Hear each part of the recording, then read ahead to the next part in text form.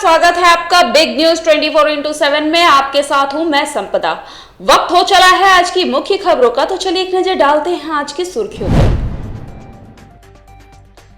सिक्किम समेत पूर्वोत्तर के 8 राज्यों में कोरोना मरीजों की संख्या में पिछले कुछ दिनों से काफी कमी देखी जा रही है। साथ ही स्वस्थ होने वाले मरीजों की दर में काफी तेजी से वृद्धि हो रही है। पूर्वोत्तर में पिछले 24 घंटे के दौरान 221 मामलों की शिनाख्त हुई है, जिसके बाद संक्रमितों की कुल संख्या 3,31,707 हो गई है, जिसमें 3,26,017 मरीज स्वस्थ हो चुके हैं। असम के विश्वनाथ जिला के विश्वनाथ चराली पानी भरल भाती खोला में पालतू हाथी ने महावत को कुचलकर मार डाला। वहीं इस घटना को लेकर इलाके में शोक की लहर दौड़ गई है। बताया जा रहा है कि पालतू हाथी द्वारा कुचले जाने से महावत अहमद अली की मौके पर ही मौत हो गई, जिसके बाद हाथी इधर उधर भागने लगा। हाथी को पकड़ने के लिए स्थानीय लोगों ने काफी कोशिश की, लेकिन हाथी लोगों को खदेड़ना शुरू कर दिया। केंद्रीय जल शक्ति मंत्री गजेंद्र सिंह शेखावत और एनडीआरएफ के महानिदेशक एसएन प्रधान ने गुवाहाटी में रिवर राफ्टिंग अभियान दल का गर्मजोशी से स्वागत किया।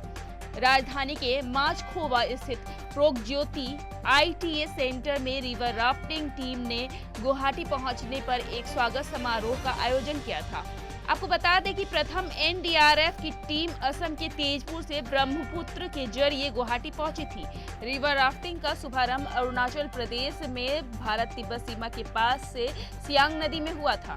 अरुणाचल से असम के तेजपुर तक रिवर राफ्टिंग का नेतृत्व 12वीं एनडीआरएफ बटालियन ने किया था। इस मौके पर केंद्रीय मंत्री शेखावत ने केंद्र सरकार द्वारा ब्रह्मपुत्र नदी के लिए उठाए गए कदमों की जानकारी साझा की थी। साथ ही उन्होंने नदियों को स्वच्छ बनाए रखने के लिए आम लोगों से आह्वान किया।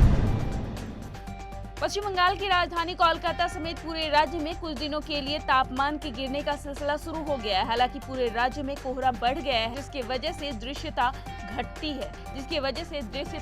है। अलीपुर स्थित मौसम विभाग के क्षेत्रीय मुख्यालय की ओर से जारी बयान में बताया गया है कि राजधानी कोलकाता का न्यूनतम तापमान 14.5 डिग्री सेल्सियस है, जो लगभग सामान्य है। इसके अलावा अधिकतम तापमान गिरकर 24.9 डिग्री सेल्सियस पर पहुंचा है, जो सामान्य से 1 डिग्री कम है। एक दौरे के दौरान ममता बनर्जी के बेहद करीबी रहे कोलकाता के पूर्व मेयर और भारतीय जनता पार्टी के नेता शोभन चटर्जी ने दावा किया है कि विधानसभा चुनाव के दौरान कोलकाता की सभी 51 सीटों पर भाजपा जीत हासिल करेगी।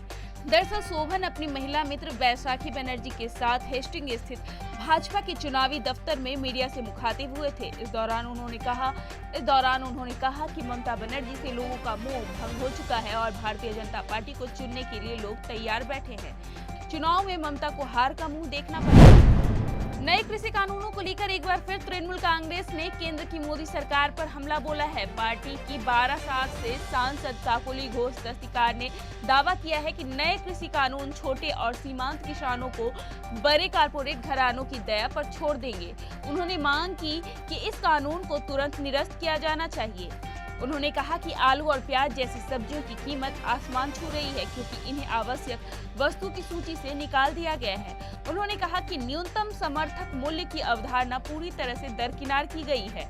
जिस तरह से केंद्र ने संसदीय चर्चा के बिना अध्यादेश के माध्यम से कृषि कानूनों को जल्द से पारित किया, वह स्पष्ट रूप से दर्शाता है कि केंद्र सरकार किसान विरोधी और जन विरोधी है। भारतीय जनता पार्टी की पश्चिम बंगाल इकाई के अध्यक्ष दिलीप घोष, राष्ट्रीय उपाध्यक्ष मुकुल राय और बंगाल प्रभारी तथा राष्ट्रीय महासचिव कैलाश विजयवर्गीय को केंद्रीय नेतृत्व ने राजनीति बनाने के लिए दिल्ली तलब किया है।